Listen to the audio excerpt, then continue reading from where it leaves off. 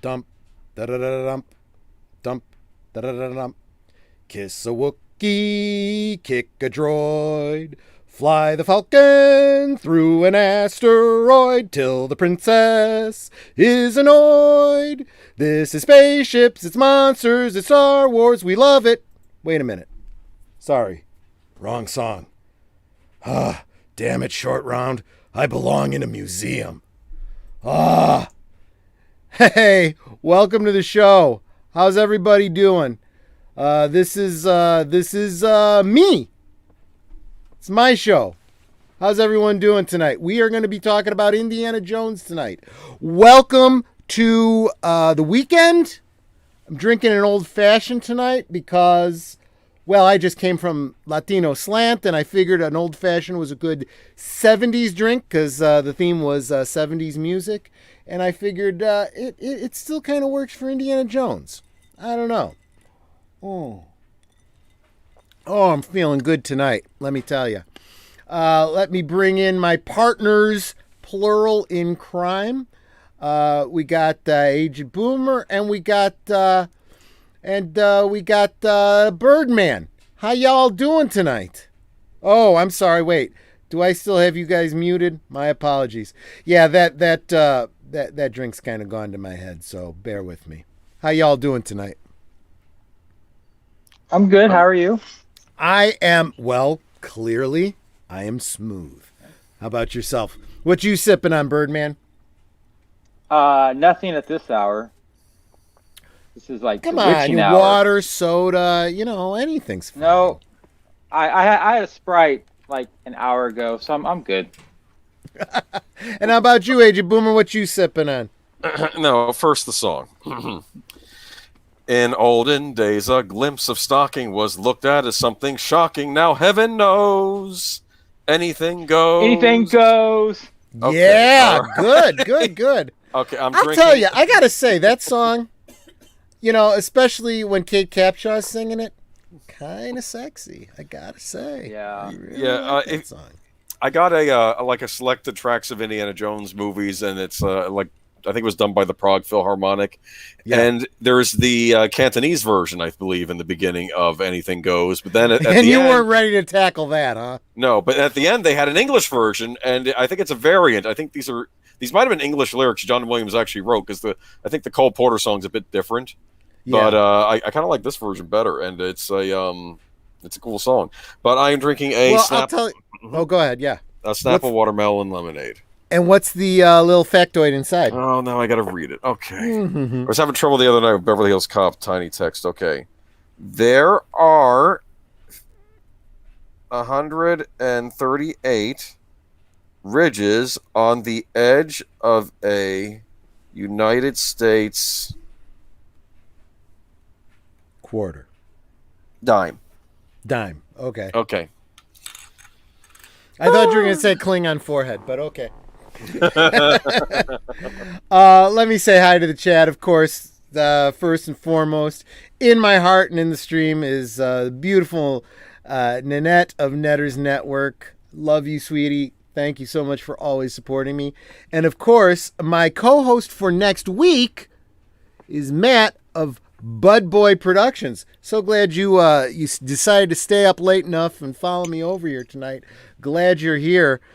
He was over there singing songs with me over on Latino Slant, and he's going to be my competition next week.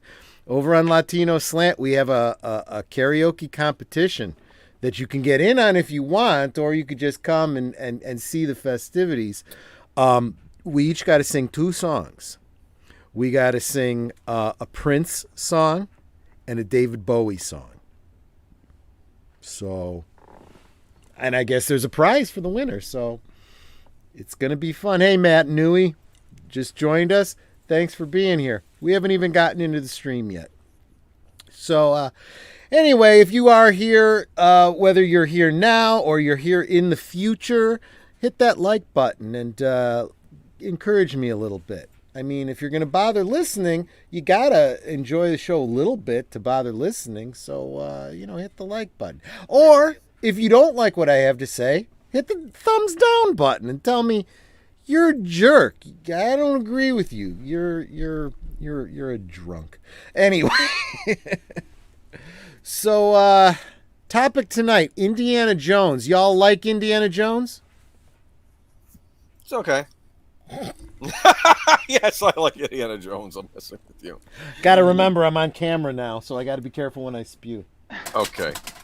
I was about to ask you, do I have to hit the thumbs up as well since I'm a guest? I'm kidding. I would appreciate it if you did. Yeah, I mean, I hit the thumbs up for you. too bad there's not a middle finger icon, right, that you can hit. Oh man, give it time. Give it time. All right, so Indiana Jones is going on its 5th movie, even though there's a lot of fans Wait. When was there a 4th one? See, I knew. Daniel, there was a 4th one. Okay, Yeah. I'm sorry. Are you sure? Are you sure? It's canon. You have to accept it. Okay. I The don't fans, know about that. the but okay. fans decide what is canon. Just remember They that. live Thank in the you. space Thank you. between spaces. Okay, that was pretty profound. But I I've will been thinking say about this: that ever since. I have a feeling, just like we had problems with the prequels, for Star Wars back then. I think in time we're going to look back on the 4th Indiana Jones, the Crystal Skull, and go, oh, gee, this isn't as bad as I remember it being, by comparison to maybe stuff that comes after it. Who knows? But I'll tell you, I liked. Maybe I'm getting a little ahead in our conversation, but let me address the Crystal Skull in the room. I do feel like I get where they were going with it. It did seem like a natural progression. They moved from the 30s and the 40s into the 50s. You start with the sci-fi kind of thing because you're going from the nasty people in Germany to the Cold War Russians. Okay. I like where they were going with that. It's okay.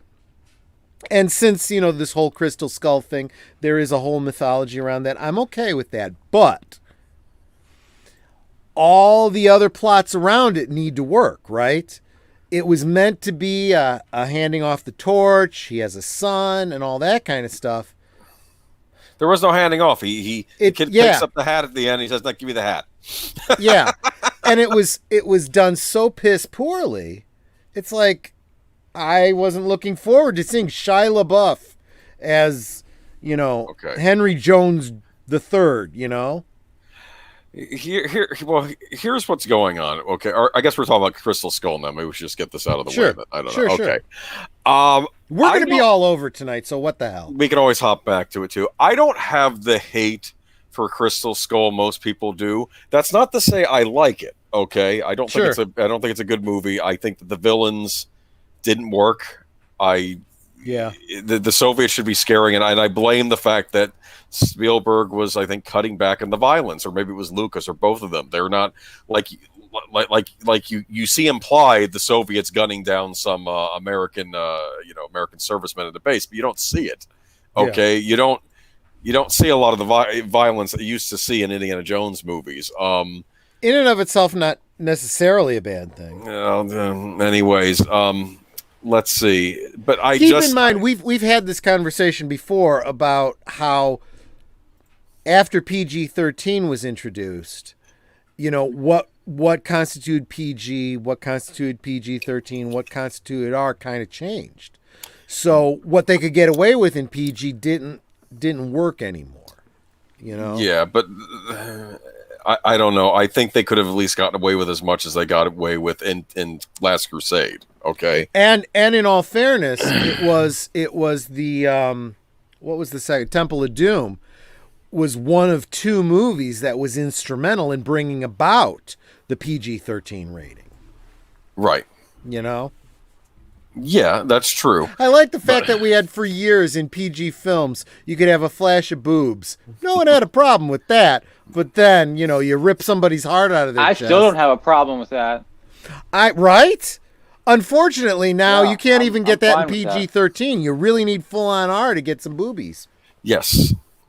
Anyway, what was I thinking about, though? Crystal Skull, I consider it to be a dumb story that our hero is in, there have been bad James Bond movies. That doesn't mean that the James Bond got ruined over a bad James Bond movie. Octopussy, not my favorite Bond movie. Diamonds Are Forever, don't get me started. I can still go and see the next James Bond movie and just, okay, that was the dumb story that our hero was on. It didn't really change Indiana Jones who he was, okay? He was still Indiana Jones in that movie, okay? It just happened to be kind of a dumb story. And I didn't even hate his son that much, though LaBeouf went off the deep end after that movie came out. But, you know, I mean, I thought it was kind of cool. He was a greaser because it was the 50s, right? And, you know, sense, it was, you know, and I like that little part where they're in the 1950s cafe. I thought that was a nice touch. And then the fight breaks out between, I guess, the preppies and the greasers in the cafe. And it was kind of And I think that's what I'm saying. There was so much that was good about it that we tend to kind of lose it. I mean, between Shia LaBeouf, you know, going goofy afterwards and, you know, nuking the fridge, you know. Okay. I mean, I don't have a problem with that at all. And I'll tell you why. The raft in Temple of Doom. I don't have a problem with that. So I don't feel like I actually have a problem with that refrigerator. I'm okay with him ending up on the nuclear test site. Was it ridiculous? Yes, but I still enjoyed it because it's like you're thinking of 1950s staples. Okay, he's going to end up on a nuclear test site, hides in the fridge. I mean, is it realistic? No, neither's the raft in Temple of Doom. Okay, True. And I agree with both of those points, but I will say this. It comes down to execution, okay? It was fine for him to get thrown, the argument that there's lead, you know, whatever. The problem that most people have is none of those things.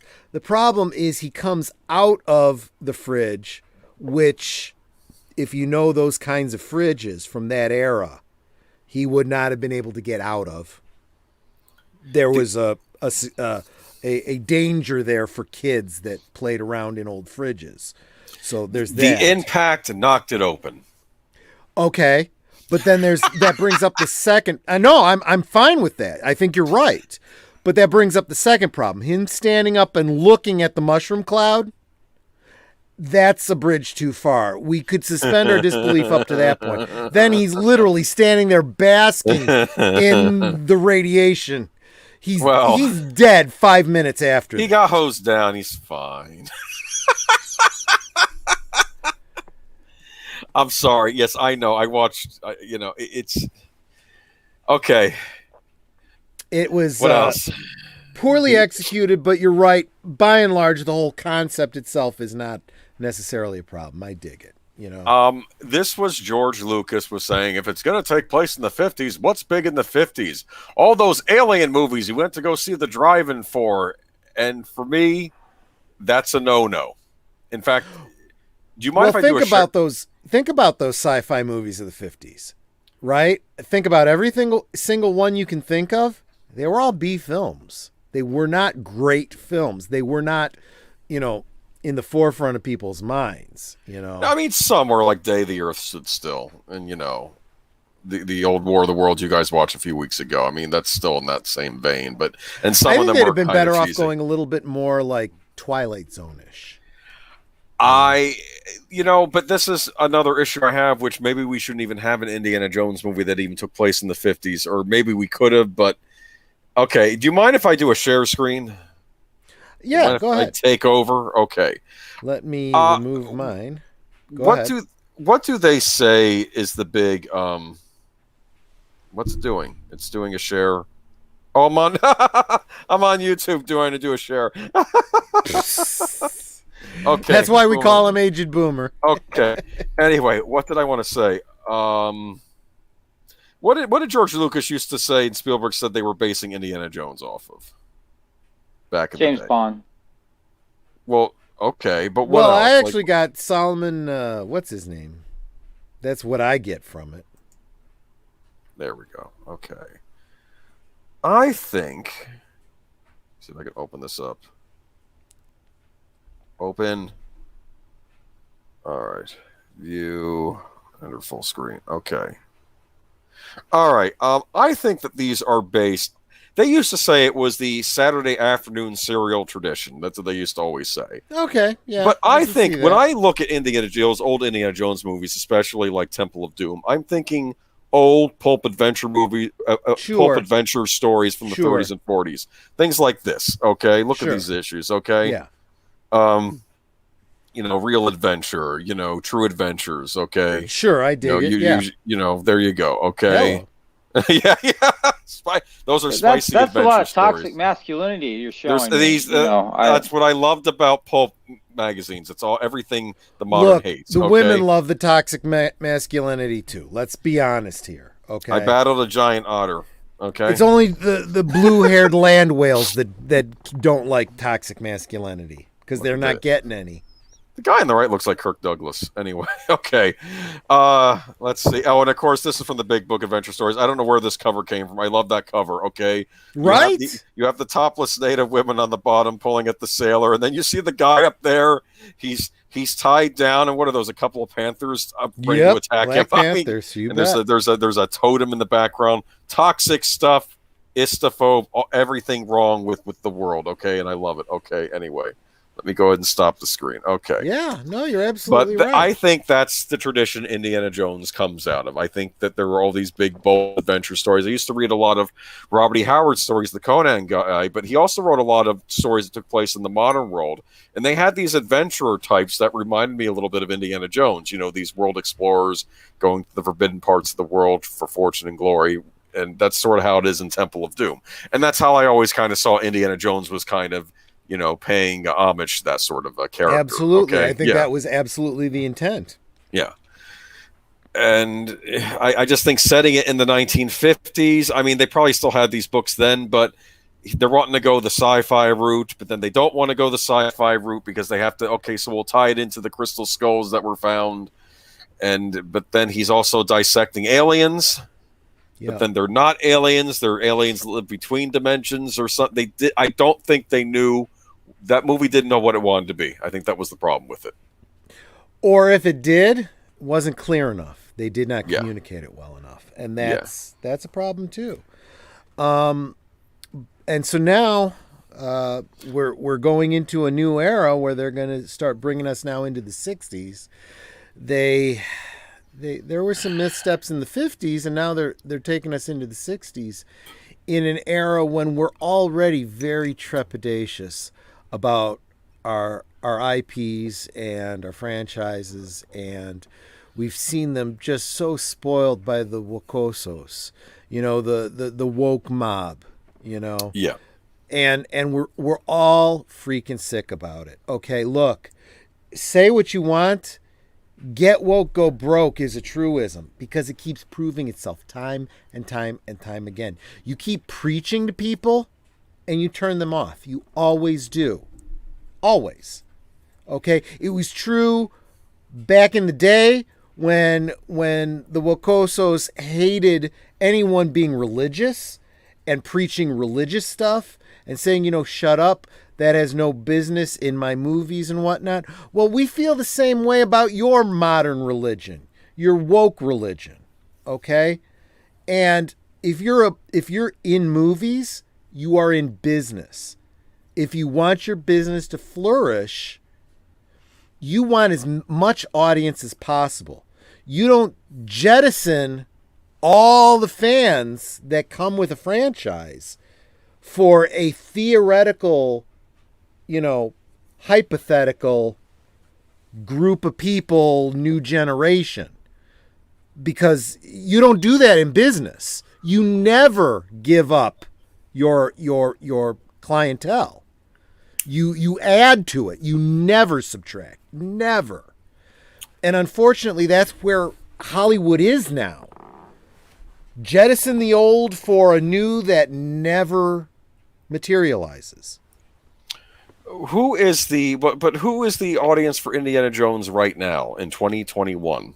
Okay. Well, in theory, it just like any other franchise that's been picked up and rebooted and continued with, in theory, it's all the fans that have supported it all along. So for Star Wars, it was all of us that grew up with it, bought the toys, loved the movies, showed it to our children. Okay? If it was Star Trek, same thing. If it was, the superheroes, same thing. So this idea of, we don't need these old farts anymore. They're dying off anyway. Let's go after the new ones. It's not going to work. You can't fabricate the lightning in a bottle that created things like Star Trek, Star Wars, and so forth. That was an accident. And either you keep it going, you keep that, we haven't figured out how to make fire. Okay.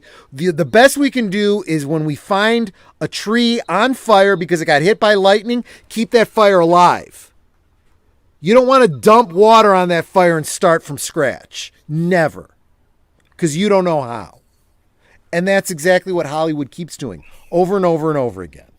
What's the definition of insanity? Doing the same thing over and over again and expecting different results. And It's not happening.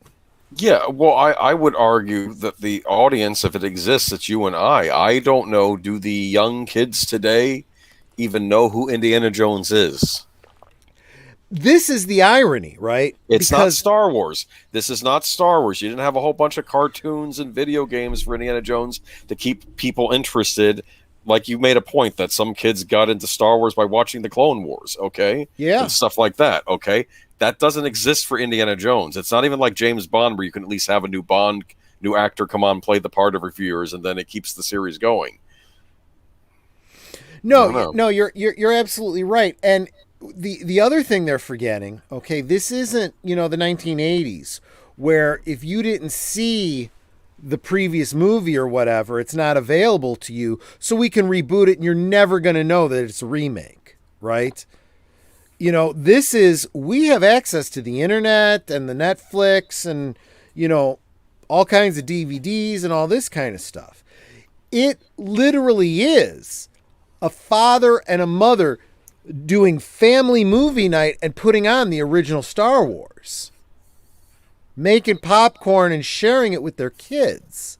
Okay. They have that ability to do that, so and all of these, and I've said this about Marvel, right? If you went and you saw Iron Man and you were like, well, who is this warmonger guy? You would immediately go online and look it up, and you might not have ever read the comics, but you can get the Cliff Notes really, really fast. And if you really want, you can get the comics and you can read them.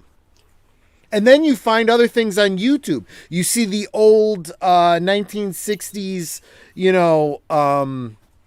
I guess nowadays we would call them motion comics. It was the TV series when Captain America throws his mighty shield. Well, all of those cartoons were just, panels from comics that were given simple motion. That's all they were. Yeah, they had one for Iron Man. Yep, and for Hulk and Namor and Thor and all of them. So you have access to all of that. It's at your fingertips. It's in your phone. It's on your computer. All you got to do is look, and people are doing it. So you kind of can't get away with this BS. I mean, people are going to hold it up to what went before. And not just the old stodgy, geezers like us. The kids are doing the same thing.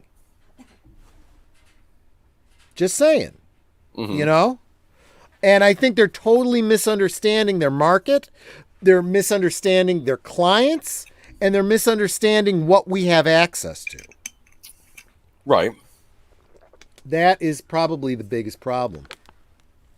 But anyway, so we see them making the same mistakes over and over and over. And I could forgive Crystal Skull. I don't think it was as bad as I remember it being if I were to go back and rewatch it, which I can because I just picked this up. The all 4 movies, got them all, because what do I always say? Make sure you own physical media so they can never take it away from you. They can't do a special edition and ruin it for you. I've got it. But now, regardless of what the movie's going to turn out to be, sounds like they're looking to destroy their fan base before it even gets out there by their ridiculous socialist media marketing. because it worked so well for the Star Wars sequels and Ghostbusters 2016 and Captain Marvel, and I could just go on and on and on and on. I'm kind of curious, Daniel. Do you know anything about what's been going on with the social media stuff?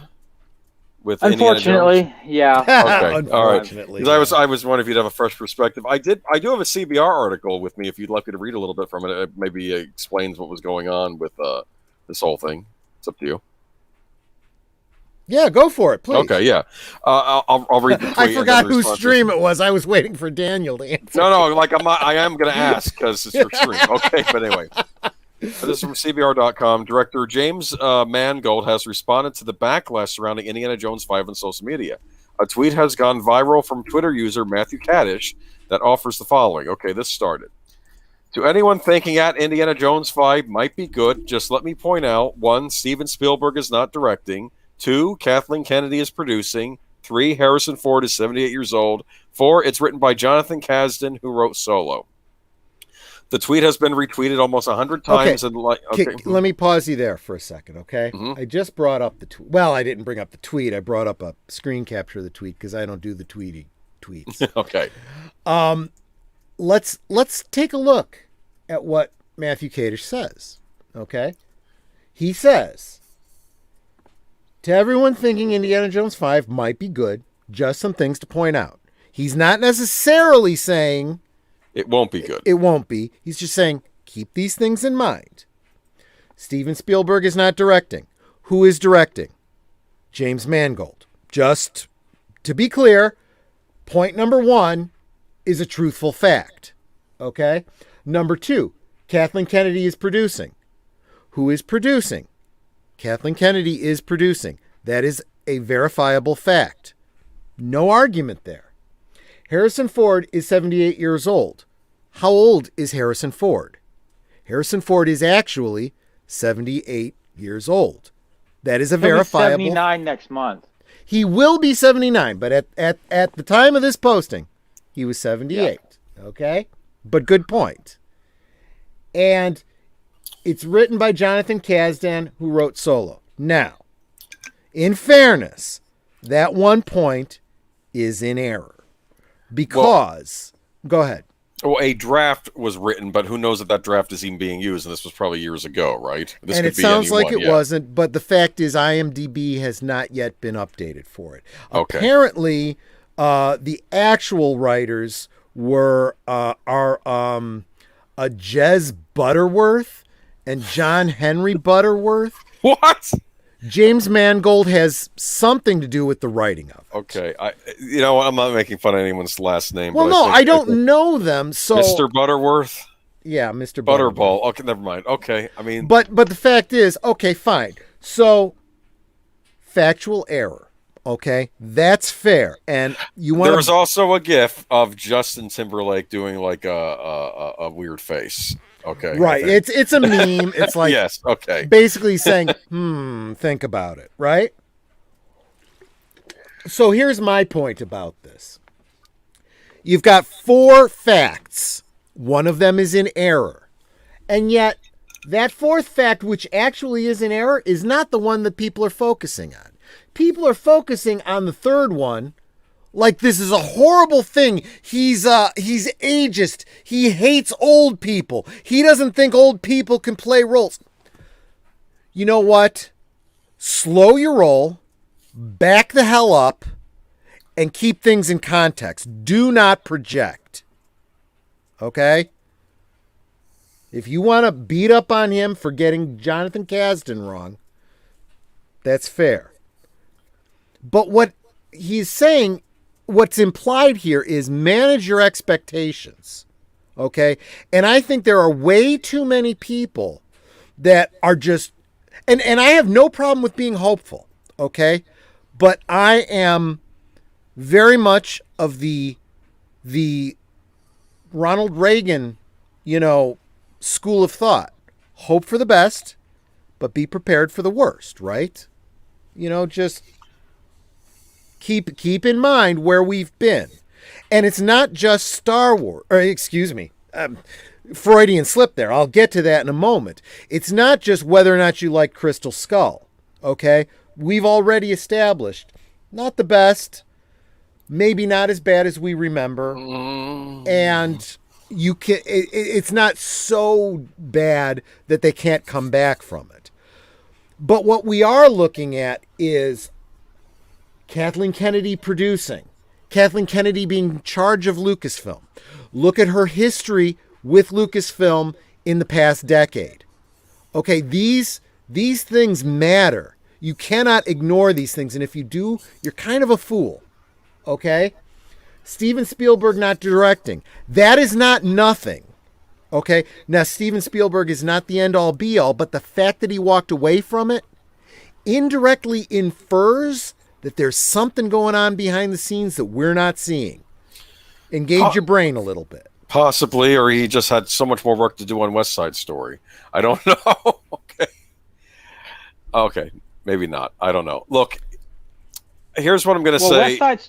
West Side Story's done filming. Well, okay. It was ready to go last Christmas. So why do you think he walked away? That's the thing. Do you think he smelled something and said, I don't want anything to do with this? I think it was working with Kathleen Kennedy. Okay. I think that if you just ignore Kathleen Kennedy's role, this is not like Kathleen Kennedy's name appearing on previous Indiana Jones films. She's not just a financial person. She is directly involved now. She is Lucasfilm. Now, she's the showrunner on this. Kathleen Kennedy must have had a falling out with George Lucas. I mean, we don't know what's happening behind the scenes, but we can assume. You think? And Spielberg is friends with George Lucas, and maybe he's not doing this because, especially if Lucas isn't going to be involved. Do you understand? Mm-hmm. So it could have something to do with that as well. Okay. Look, I mean, it's. We're talking about a group of friends. There's been a falling out between them. You know how this works, right? I mean, we see it in our own communities, right? Somebody's an asshole to you. I go, F this, and I'm not going to be on his show anymore. And that means, some people start going, well, I'm sticking with this guy. I'm not going with that guy. And, that can happen, yeah. It happens, right? Yeah. Oh, yeah. But, okay, so we don't have Spielberg. We have this current director, okay? And in his defense... Mm-hmm. He has had a long career. Well, wait a in minute. Hollywood. Before you get into his defense, let's look at what we're defending him against. Well, I'm defending his pick as a director. I'm not defending what he did. Oh yeah, nothing wrong with him as a director necessarily. Yes, I mean he did Copland. That was one of his earliest directorial debuts. He was a writer for Oliver and Company. Remember that? No. Okay. Directed 3:10 to Yuma. He did the Wolverine. He did Logan.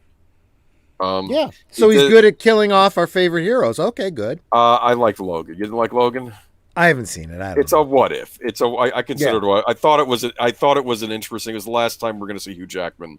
You can treat it as an Elseworlds. Not they don't have Elseworlds in Marvel. Whatever it is, I enjoyed it. Okay, but it's a dark movie. It's one of the darkest X-Men movies. Ford versus Ferrari, favorite movie of 2019. He was involved with Call of the Wild. I didn't see that. Did you see that, Daniel? The one with Harrison Ford? Yes. I had problems that they used a computer dog. Just get a real dog. He was a producer. He didn't direct that. Okay. Okay. Well. Okay, so just get a real dog. Whatever. Just get a real dog. I'm not saying everything he's done is great, but he has done action movies. At least he did the Western 3:10 to Yuma. He did Night and Day with Tom Cruise and what's her name, Cameron Diaz. He did that Identity movie with remember Identity with John Cusack, and they're in this hotel and there are all these people, different people, and then you find out there are multiple personalities of this guy in the mental hospital. Okay. Yeah, that was a good one. Sure, I kind of like that one. So he does. It's not. This isn't Ryan Johnson. Okay, he's not some incompetent won't know what he's doing. Okay, so I will say that. But they're definitely playing from the same playbook. I'll get to that in a second. But let's look at his immediate response to that tweet. First, you know what? I'm gonna back up again real quick, and keep in mind, okay, this is Matthew Kadish. He's only a little over 1,000 subscribers on YouTube. He's nobody. Okay. Yeah.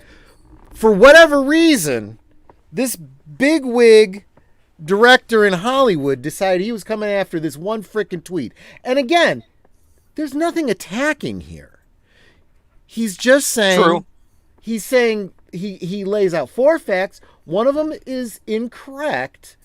But by and large, none of the 4, even let's assume this was true to begin with. Nothing damning there. Just saying, keep these things in mind as you get your hopes up. He's not directly saying it's going to be shit. Okay? He's saying, what do these things imply to you? Yeah. Well, there are people out there, Kathleen Kennedy producing, ooh-hoo! She produced Jurassic Park and all the Indiana Jones movies and all the Star Wars movies. She's great. This means it's going to be a good movie. Anybody who has no clue what a producer does, anybody who doesn't have a clue what Kathleen Kennedy is doing with Lucasfilm might have that.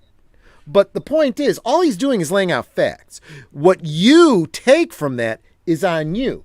So then he responds. His first response is, how do I blow this up? Okay.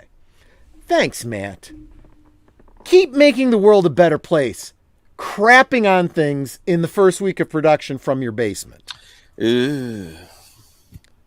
Okay, right there. Fuck you, Mangold. Yeah. You are an asshole.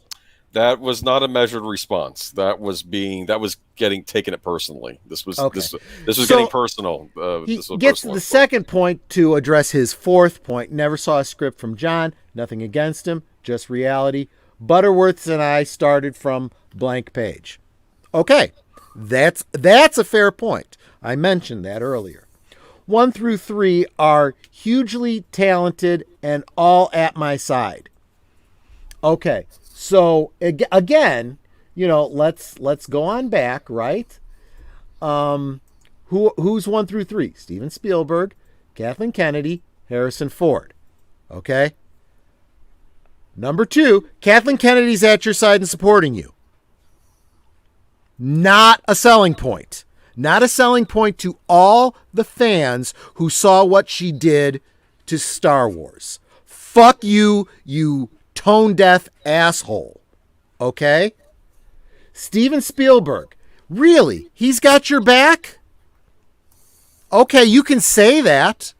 Doesn't look that way to anything he's done. He hasn't come out and said, yep, that Mangold, I couldn't do this, but, I fully support it. No. He walked away. That says something. His actions speak louder than your secondhand words, asshole. And then Harrison Ford, 78 years old. Yeah, he's supporting you because they're fucking paying him. He's hoping you're going to kill him off so that he never has to do this again. He's hoping you'll do what Rian Johnson did to get him out of this shit with a payday. I remember when he was being interviewed for the Blade Runner 2049, and they said, "Oh, what made you want to come back to do the role of Deckard?" And he was like, "Show me the money." It's like, yup. And I'm like, "Oh." Look at every single interview that Harrison Ford does. It's like, I don't know. I'm just doing a job. What do you think the relationship between Han Solo and Chewbacca is? I don't know, man. It's a movie. Okay, I am going. You're thinking about the Jimmy Kimmel bit, aren't you? Well, you know what? Maybe he didn't want to answer in case this. Damn it! She was my wife. Yes. No, but I will say this though. Harrison Ford, at least when he's on the set, you do get your money's worth. He always puts in a good performance. So he's worth the money. I just kind of wish I don't always like those answers. To the original point. I don't know. 78 years old. Don't expect him to be dragged behind a Jeep and cracking that whip around and all that kind of stuff. Okay? Well, that's what Phoebe Waller-Bridge is for. I don't know. And there you go. That's the thing that wasn't mentioned here previously that fans are also a little concerned about. Because for whatever 78-year-old, 79-year-old Harrison Ford can't do, you better believe the new chick is going to be doing and showing why his toxic masculinity, is just not, 1960s, burn the bra, acceptable these days. Yeah, I have no idea what they're planning. Like I said, we could end up being pleasantly surprised, but I am going to say this. I think Midnight's Edge even had a video about this, about how this never bodes well when people start attacking the fans or going up before the production even starts, okay? And I could see if this guy had even directly responded to one of his tweets, but he was just doing it on his own Twitter, minding his own business, okay? This would be like if I were to post something somewhere. It's kind of, I find it very odd that, I mean, he's the big shot. Mangold is the big shot. I just dropped the link to that Midnight's Edge video so people can check it out firsthand, because, I like to give attribution,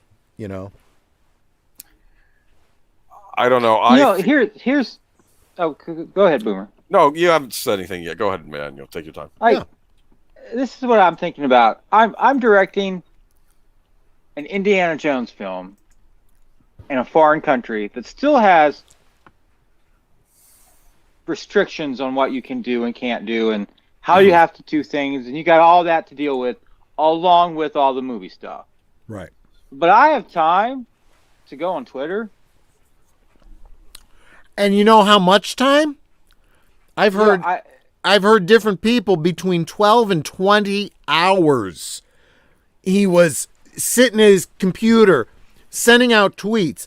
It's like, hey, dumbass, maybe go work on the dailies and editing this damn movie, instead of getting involved in internet wars.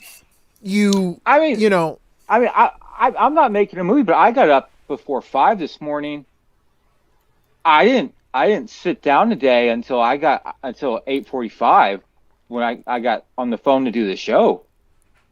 Yeah. I've been going all day, and I'm not making $100+ million movie today. I'm just cleaning a couple offices and taking care of some dogs. Well, and this is the kind of stuff that comes back to bite them in the balls, right?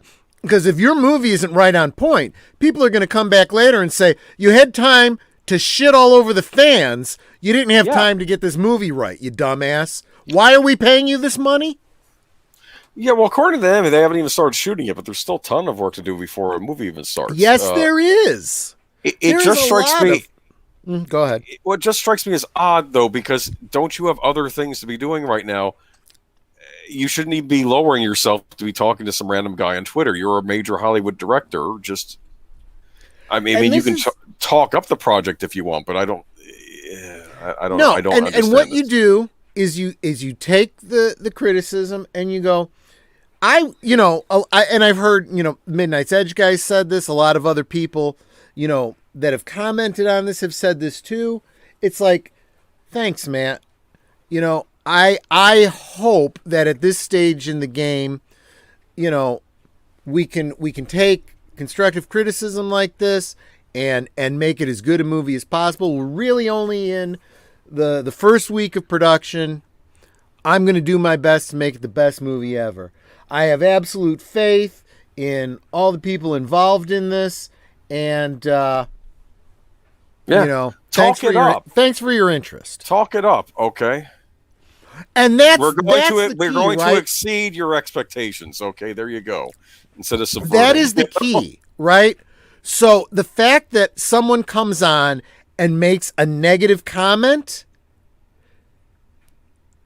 if you don't value that, you're an asshole. Okay, every time I complain to a business about bad service, bad food, bad whatever, I always point out to the manager or whomever I'm talking to, look, I'm not trying to be an asshole, and I'm not looking for anything. The only thing I want is better service the next time I come in, assuming you want me to come back. And if I walked out of here and didn't say anything, that would be because I wasn't coming back. You don't want that. And every manager I've ever spoken to has been like, you're absolutely right. Thank you for your feedback. Okay? Mm-hmm. Same thing here. Don't shit on the fans. As long as they are being negative, they at least care. When they stop commenting, they stop showing up to the movie, they don't care. Marvel is starting to see that right now. I have to say, over the past week, when I'm even trying to finding stories for the Sunday stream, and I'm like, I notice I'm just getting bored with all of this. You'll send me an article, and I'll look at it, and I'll go, yeah, I guess we do have to include that. That is technically news. I don't give a shit anymore. Yeah, but yeah. It's plus this was a slow week, and it's just if everything's gonna just be lame, uncool, and it's not gonna be fun. Our entertainment isn't gonna be fun anymore. It's all just gonna be woke preaching. I'm just not interested anymore. Okay. Yeah. If it's all about clicking off check boxes, here's the other thing. He is also getting very narrowly focused on his one movie. And he doesn't realize that the fans are coming from a much wider perspective. Star Wars has an impact on Indiana Jones. Okay? All of our franchises and what's happened to them in the past decade is flavoring how people are feeling. Okay? Yeah. 2020, everything, all of these things. Keep that in mind before you start shitting all over your potential fans. You're doing yourself no favors here, Mangold. So, and like I said, this is the first comment of 20 hours of shitting on people. Okay, and the other thing too is the things he says. This first comment. Keep crapping on things the first week of production from your basement. Yeah. He may specifically be talking to Matt, but every fan that reads that, to all of us, yes. He's talking to me too, because I have the same concerns and reservations. So you know what, Mangold? Fuck you. I'm out. I don't care how good this movie is now. I'm out. Because I've already gotten Stitch in Time, or whatever it is in time, isn't made for you 50-year-old white men, right? I don't care what you think about it; it's not made for you. And every other movie, what was it? Josh Trank and his whole thing about Terminator. We're bringing in this feminist, and she's going to be powerful, and all the misogynists are going to be scared to death. Oh, no misogynist. Nobody cared. Everyone thought she was just fine. You wrote a shitty movie. It was coming off of another shitty movie, which was Genesis. I remember when Genesis came out. And I call it Gynesis, but okay. Genesis, but I just call it Genesis. Anyway, you have James Cameron saying, "Oh, I love what they've done. I'm wanting to see this as a fan. This is the true sequel to Terminator 2." Which he says because he's got a financial stake in it, right? And you go to see it, and no, it's not. And I was wanting to like it. Right. I don't go into movies wanting to hate. At least for a while, it wasn't that way, and I'm still trying not to become so jaded. So is this the reason that Dark Fate failed simply because of his comments? No, but it certainly didn't help. Well, not only that, but I wonder if these types of comments are predictors of how a movie is going to be. Okay, that maybe he's maybe he's not having a good day. Maybe he's been on the set and things are not going. Boomer. And he's not being allowed to direct the movie he wants, and he knows it's going to be crap. And then he sees some guy and he flies off the handle at the fan because he has to vent his anger on someone because he can't vent it on Kathleen Kennedy, whoever else is in charge. Let me ask you this: I don't know. How did Ghostbusters 2016 do? Just saying. I'm just saying. Yes. Yeah. Okay. And it was all because men hate women and can't stand women in comedy and in lead roles and heroic roles. Screw the fact that the women didn't like it either. Whatever, right? Yeah. I'm curious. Can we time travel a bit? Go back to when Kingdom of the Crystal Skull. Were people hyped for Kingdom of the Crystal Skull? I think so, yeah. When you went to the theater... Oh, not after seeing it, but when it was coming out, yeah. Like, were the people saying, "Oh, I want to see the new Indiana Jones movie"? Was the theater crowded when you went to go see it? I'm just curious. Gosh, I don't really remember. I was not there opening day. I did not go see it. Okay. Because I know I have other family members, cousins that were interested, and it felt like something I was obligated to go see. okay, but it wasn't something that I was chomping at the bit to see. I was keeping my fingers crossed. I think I heard early stuff that there was a UFO angle, which I kind of felt was X-Files territory. Let's not bring Indiana Jones into that. And then I saw it, and it was disappointing. Cate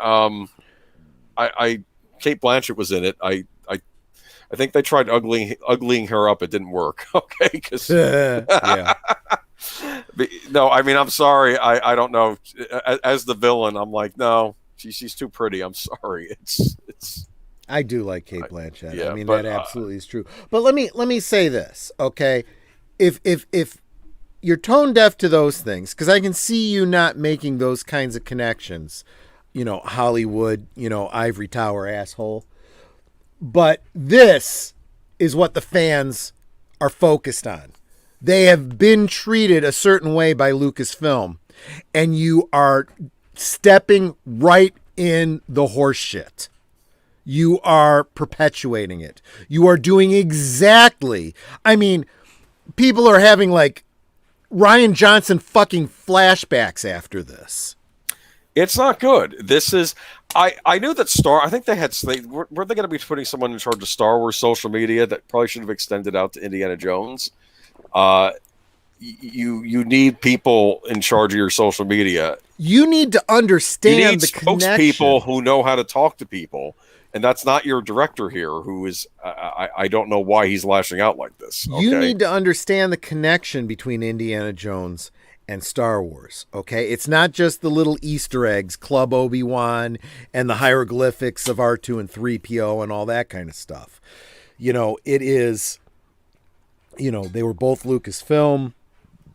When I was a kid in the fan club for Star Wars and I read my Bantha tracks, not only could I buy a Luke Skywalker, Bespin fatigues, but I could also get an Indiana Jones hat and jacket. Okay? And they had articles about Star Wars. They also had articles about Indiana Jones. The two went hand in hand. There was a synergy there. So when we see what's going on with this asshole, and then we see this immediately starting your first fucking week, he points it out himself, first week of production, and you're starting this shit with the fans, we're already out. Fuck you. And the whole reason, what it all boils down to, is this fucking bitch. Here's what's happening at that for me right now. They really have to sell me on Indiana Jones, okay, at this point in time. And given Star Wars track record, that isn't good. The one thing I felt this movie had going for it was the actual choice of director. No Spielberg, rather have Spielberg, but he's at least a good director. He's not like some of these other people they've had directing these movies. But then, of course, he comes on social media and starts up a shitstorm, okay? Yeah. And it was him that started this, because, like I said, if he had been... If someone was reacting to something he posted and that was a post, I can get it, okay? But he sought this out, okay? Yeah. All you had to do was ignore it, or give a more diplomatic answer. You could just ignored it. Ignore what they have to say. Ignore your critics. So this has been, I want to highlight make a good movie. I want to highlight Matt Inui's comment. He says, having a bad day is not an excuse to be a dick to a random person. Oh, I never said it is. I'm just trying to figure out why he would do it. I'm not making that as a point against you, I don't think he was either. No, I understand. Let's not be mangold. Yeah, that's just it. Okay, what he's saying here is true just for being a fucking human being in society. Okay, we have completely lost this on socialist media, where we just feel like because no one sees my face, I can treat you like shit and say whatever's on my head without any filter. Well, no, that just means you're a fucking asshole. Okay, you treat everybody on socialist media the way you would in person, face to face. Yeah, well, people don't do that. Well, I'm afraid sometimes they are. I'm afraid this is how they treat people face to face. Oh, no. Because they are such fucking assholes. Well, you were mentioning how you saw behind the scenes thing, remember? Yeah, exactly. But yeah, that's exactly my point. So, but go beyond that, okay? This guy's making 2 fucking much money to be anything less than professional. So not only does every Joe Nobody on socialist media need to learn to be decent to people and not be a dick, if you are a professional promoting a multi-million-dollar film, you better be 100% fucking professional in everything you type before you hit send. You dumbass. Well, this is another too. Where don't they have like publicists handling these accounts? Why are they? They should. At this point, Lucasfilm should have shut down everybody's fucking social media and said, "You don't send a fucking single tweet until it is read by 3 representatives of corporate." That's how they need to start handling these fucking children. Yeah. They're fucking spoiled ass children is what they are. Yeah. It's really ridiculous. Plus the whole your basement thing. That's a knock at Sorry, his Natter. social. That's a knock at his social status. Yeah. You know, I mean, hey, Troy, if it makes you feel better, he has to pay his ex-wife $53,000 a month in alimony. So what you're saying is he's an asshole that got that couldn't hold down a relationship, and he's bitching about somebody living in their basement. Also, didn't have a good lawyer. Anyway, I'm sorry. He made bad choices. He may have in his had life. a really good lawyer. Oh no. Okay. Apparently, he had an affair. Okay, you don't do that. Okay, so that just piles it on there. He's a fucking asshole in his personal life too. I hate to say this too. It is Hollywood. He could be on something, if you know what I mean. Okay. Don't care. Don't care. You're a professional. If that's the case, then turn off your fucking social media. Isn't the whole thing though is that he's not acting like a professional, so this makes us worried about the production Exactly. itself. Okay. Exactly. This does not fill me with a great deal of confidence that he's going to do a good product. He's going to spend more time fucking around like Ryan Johnson, typing out on social media, "You're an asshole. This isn't made for you. Go live in your parents' basement." Blah, blah, blah, blah, blah, blah. Instead of doing his fucking job. Yeah. I'll tell you, if I made half the money he made, I'd be paying way more attention to that than anything anyone's saying on social media. Yeah. I don't know. It's fucking ridiculous. I don't understand assholes like this. I don't understand a world that continues to allow these fucktards to fail upward. I just don't get it. It makes no sense to me. Yeah. Well, anyways. But that's the breakdown of all of this, this bullshit that's come out, from this Twitter thing. I don't really have any more to say about it, really. I mean, it's... What do you think, Daniel? Well, Mr. Jez Butterworth, I looked up what he's done. He wrote The Last Legion, which I know that film.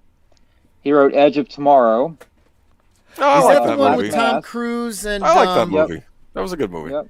And the woman that should be Invisible Girl? Absolutely. Yeah. Yes. Spectre. So... Oh! Okay. Got it. Haven't seen it. Ford versus Ferrari. No. Terrible. Spectre Ford versus terrible. Ferrari. Ford versus Ferrari, good. Of course, that was based on a book, though. Okay, he did the script doctoring for Disney's smash hit, Cruella. Oh, fuck. I hate...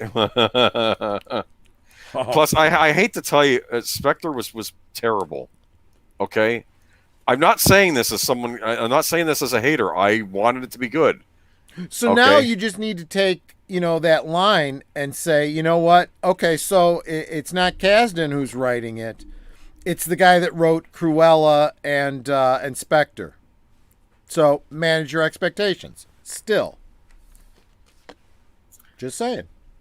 Spectre has... You're talking about great Bond songs because someone did Spectre had the worst Bond intro song I've ever heard in a Bond movie. I don't even know. What about Quantum of Solace? No, I didn't. You don't think so? No, I no. Okay. Wait wow, a minute. You like? Oh, I take it you've seen. Did you see both Spectre and Quantum of Solace? Yeah. Here's the deal with Quantum of Solace. I cut it some slack because it was rushed out the door because of a writer's strike. I thought it was okay. It could have been better. I'm not talking about the film. I'm just talking about the song. The song is horrible. I like the song better than what I heard in Spectre. The Spectre song, at least it was up. At least it was kind of upbeat. The one from Quantum of Solace. I mean, it was. I take it you're not a Jack White fan. I guess. Okay. Probably not. Oh, and I Okay. just want to say, Keely Chow is a neighbor of mine. Straight up legit. We live in the same city. What? Yeah. Okay. So it's somebody you know personally. No, never met him, but he's somewhere in town. Wow. Nice. Okay. Yeah. Yeah. We were talking on Fan Man the other day. Yeah, we live in like the same town. Gotcha. Okay. So let's see. Yeah, I don't know about those writing credits. It's.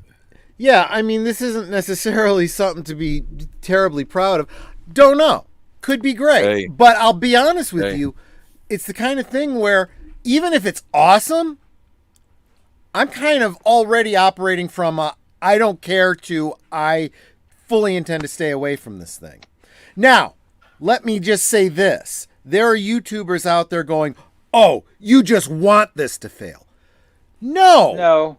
We want these franchises that we love to be good, and we want them to be run by people who aren't assholes, who are purposely pushing us away. I have a prediction about this movie. Ford versus Ferrari. Mm-hmm. I think that maybe we will see Indiana Jones somehow racing in the Indy 500. Because Indy, get it? No, that's okay. that's too much toxic masculinity. I'm kidding, because it's Indy. They're going to name it after him. I know it was named before him. Okay. Anyway. Oh, the Indy 500. No. I I'm see just where you're kidding. It's okay. never mind. I'm sorry. Slow getting the joke. It's I get all right. It it's okay. Anyway, wasn't that funny? Anyway, that was a dad joke. So anyway. let's leave this. We have our concerns about the future. Unless something big happens, I'm not fricking going to see it in the theater. Not spending money on the, on the paywall or any of that kind of stuff. I'm trying to think if there are any movies I want to see in the theater. Oh wait, the Nicolas Cage Pig movie. Well, I'll talk about that more. I don't know. I'm kind of like curious about that. No, I don't think it's bad. I'm going to sing its praises on Look, on Sunday. one thing that we always keep saying, we want them to do something fucking new. Well, I don't think you can get more new than that. If somebody steals his pig and eats it, and he goes on revenge, a bloody revenge for that. Okay, we'll talk about it on Sunday. Somebody said it would be like John Wick. It's just a pig instead of a dog. I'm like, I can get behind that. I can get behind that. That's where I'm at. I don't ask much. As long as the director doesn't come out and call us man babies living in our parents' basement. I live in my own basement. Thank you very much. So let's go back and try to remember what we used to love about Indiana Jones. Okay, let's start with and I'm going to ask both of you to do this because I got to step away for a second. But right. Why don't you share with everybody your stories about the first time you ever saw Indiana Jones, presumably Raiders of the Lost Ark. Tell us your story. All right, you want to go first, Daniel, or should I? I'll go. Okay, go. I saw Raiders on VHS at my friend's house. He lived across the street. Cool. And my mother didn't want me to watch it because she said it had naughty parts in it where people would melt. So. That's not sort of what I think of naughty. It's, but yeah, it's yeah. But if anyone wants to see a movie with naughty parts, we will be doing Basic Instinct this week on Soundtracks with Birdman. Wednesday, yes. Oh, I gotta watch Wednesday that. night. Okay. What else? I saw Indiana Jones also on VHS. That was family night. We rented it, I guess, from the grocery store. Okay. I didn't see that in the theater. I'm watching it, and I'm 5 years old. Okay, 5? You were young. 5. I think 5, and I'm liking it for the most part. And then we get to the opening of the Ark of the Covenant scene, and the angel or whatever, or Hebrew ghost or whatever it was, turns all skeletal like, and then people's faces start melting off, and I freaked out, and I put my eyes in my arms, and I wouldn't look up until the credits rolled. Okay. That's my first Indiana Jones experience. But it must have left an impression on me, because when I was done with Star Wars, after like Jedi came out and it was kind of done, I started getting into Indiana Jones. But for a while, I would watch the movie up to a certain point, and then I wouldn't finish watching it. Eventually, I was brave enough to stick through the whole thing. I was a little chicken shit. What do you want? Okay. I was 5. That's not even as embarrassing as my Ghostbusters story, but we'll save that for another time. Okay. Well, I won't lie. I was scared to open the refrigerator if I was home by myself after Ghostbusters. See, you're scared of Ghostbusters refrigerator, but not scared of Poltergeist refrigerator? Never saw Poltergeist. Oh, yeah. Okay, interesting. You'll like it does for ghosts what Close Encounters did for alien UFOs, that sort of thing. Okay. Kind of exploring that lore. Spielberg didn't direct, but he did produce it. So it has kind of a. It has kind of. He didn't direct Poltergeist. Yeah, that's still a big. That's a big controversy. People say he did, although he has Hooper. Papers. He directed parts of it, not all of it. Okay, well, I'm just going with what's credited. Anyway. Yeah, Poltergeist freaked me out though it would make sense if Spielberg did a lot of directing, because it felt like a Spielberg movie when I saw it. But yeah, even though it's dealing with some more ghostly stuff, of course, Spielberg did horror stuff. He did Jaws. That's a horror movie as far as I'm concerned. It's kind of funny that I came back just as you guys were mentioning Poltergeist, because when I was away, don't know why I started thinking about Poltergeist too, and just remembering how my mother took me to see a bunch of movies back in the 80s, and went to see Poltergeist, and that one freaked me so much the frack out that we almost ended up leaving the movie. And then my mother was like, I want to see how this ends. So we just went and stood in the back of the movie, and I didn't have to watch it. And she still got to see the end of that movie. But then when we went to see Temple of Doom, it was so violent. But I was a little bit older, and it was like, you know what?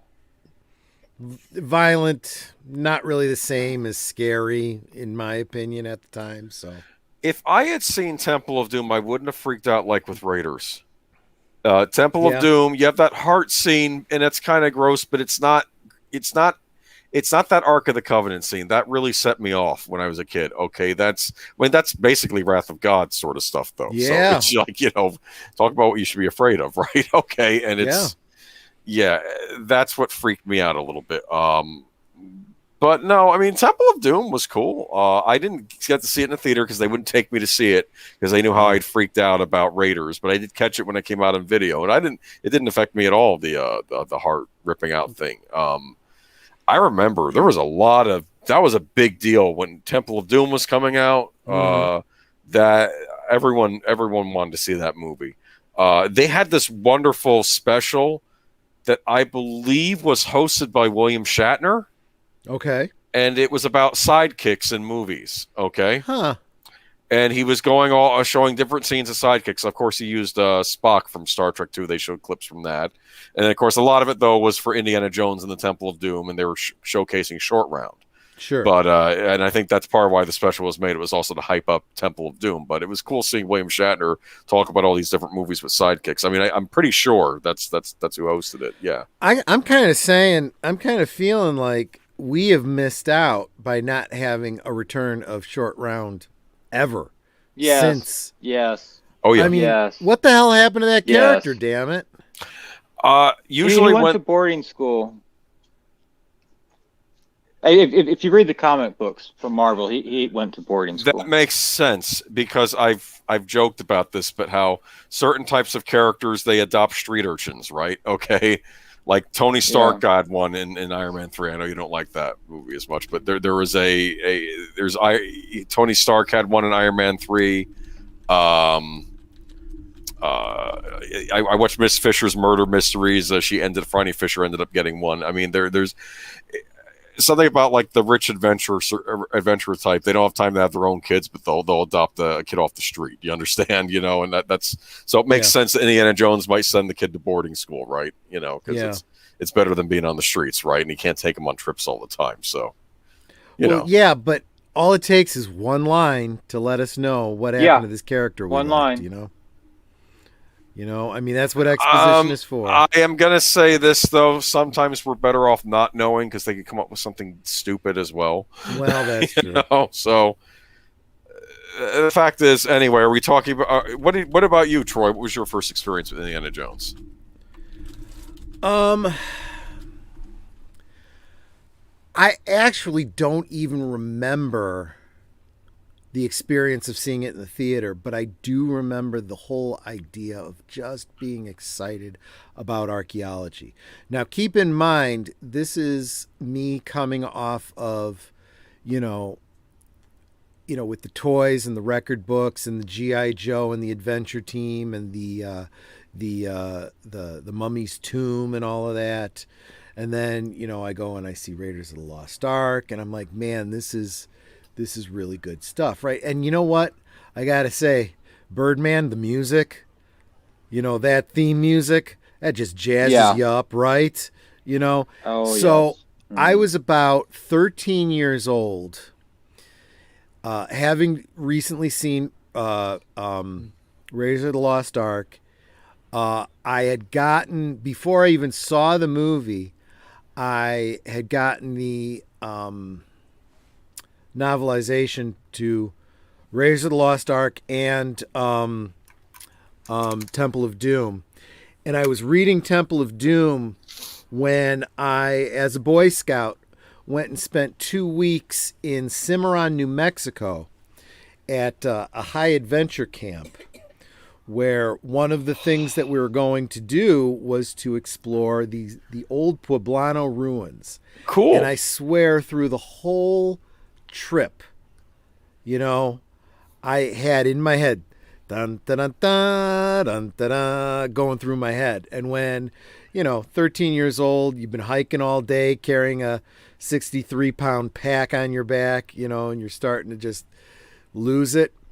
Just keep those trumpets going through my head, and I was fired up, Of course, that was my first experience with real world, ruins and archaeology, and I'm like, well, it's just a bunch of rocks and shit in the backyard. So what? But, I mean, Hey, those little rocks contain more are better finds than most of the more astonishing finds. That's what the guy in the Mummy would say, or something. It's true. As I grew up, I started to find these things to be more and more interesting, and so like even about 5-10 years ago when Nanette and I went out to California, and we visited one of the what do you call it? One of the old, not church. What are they called? Where the monks live? The monasteries. Yeah. The monastery. And it wasn't a monastery though. It was the missionary, the mission, the old mission there. And I'm looking at the architecture, and they basically have it made up like a museum, and I'm just imagining what it looked like back in the day, and it's like, you know what? I'm getting this sense of history, and honestly, that was installed by Indiana Jones. Now, I have come to totally understand the difference between the adventure fiction of Indiana Jones and the reality of real archaeology, but the real archaeology now I find to be terribly interesting. I don't need to see a bullwhip and, fighting to preserve, get back the item because it belongs in a museum. I now really appreciate, the history, heck, even the history of archaeology, right? How at the time that Indiana Jones lived, these stories aren't based on nothing. There was this competition between different universities, different countries to uncover the score, to get the little treasure, to get it in your own museum. Now, a lot of that doesn't come from Indiana Jones, but it was Indiana Jones that got me interested enough to start looking into these things, So yeah, that's kind of where it started for me. And then, yeah, it absolutely was the Bantha tracks and the articles. And, I remember one little cartoon in one of the Bantha tracks where it's Indiana Jones, the Indiana Jones riding the horse to jump onto the Jeep, but instead of him riding a horse, it's a tauntaun. Oh, I love that. I was just tickled by that, But yeah, that's where it started, and that's kind of the path that it put me on. And then by the time we get to Last Crusade, I thought that was a great capstone. I thought that was a great way to finish it out, fill in the lore, why he was called Indiana Jones, why Henry Jones was called Indiana, Yeah, I know. That's awesome. We called the dog Indiana. That everybody was happy because Sean Connery was also going to be in it, and that he was also a great addition. We're like, oh wow, that's a good double bill. Okay, It really was. And aren't they only like separated by a couple of years? I mean, he's not really old enough to be his father. I don't know. I think it was like 8 or so years. Yeah. Close enough. Oh yeah, close enough. Right. Yeah, there's some real problems with what maybe Connery looked old for his age and Harrison Ford looked young for his age. Look at it that way. Okay. I actually think that's kind of true. You're absolutely right. When Sean Connery stopped wearing the hairpiece, he looked all of his age. When he showed up in Diamonds Are Forever, which I think was 2 years after. Yep. Like only a couple of years after, I think maybe it was like 4 years after You Only Live Twice. He looked like he aged like 15 years. It was ridiculous. It was the difference of whether or not he had that hairpiece. Yeah. Maybe. Yeah. I mean, just, I don't know. But 12 years difference. There's 12 years difference. Okay. Yeah. Connery was born in 1930. Harrison Ford born in 1942. If the characters had the same age as the actors, that means that Henry Jones Sr. was 12 years old when he conceived his son, and that's just freaking creepy. Just saying. But anyway, so you see, I did put up the pictures of the evolution of Indiana Jones. Capped, beginning and end with the Young Indiana Jones Chronicles. And there's another thing. I don't think there's anybody involved in this movie who would be the equivalent of a Favreau who's looking at this going, well, we need to at least acknowledge that there was something else besides the 4 movies that happened that the fans might be fans of.